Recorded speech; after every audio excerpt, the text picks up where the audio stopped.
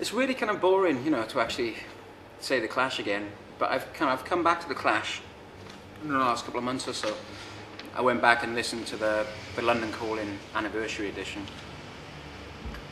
Just realised, you know, what crowning glory that album is. It's just unfucking believable, you know, how many styles of music that kind of like the Clash actually take on that record, and they conquer, you know, kind of styles of music which weren't natural to them, and it never sounds like pastiche.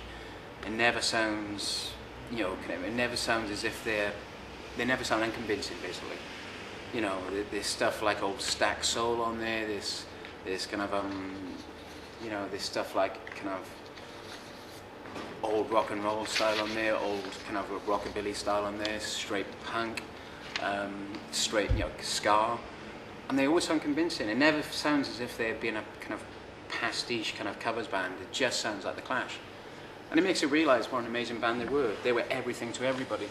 They were a punk band, they were a proto-punk rock band, they were a classic rock band, they were a rolling review band, they were an experimental band.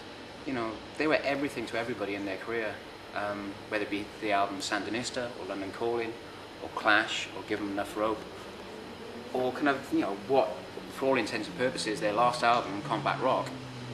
You can't count the other album as their last album. It's not proper. You know, Combat Rock doesn't sound like anything else at all. It sounds like a fusion of so many different things, and you don't know where it starts and ends. It's just an amazing piece of work. And you know, but the Clash have been my inspiration since I was like 14. And I got a bit bored with them, because you do when you've been listening to a band all your life. And I went back and listened to all their records 4 months ago, and I realised they were the kings. You know, they really were. And they still are the band that kind of like, you know, I most admire.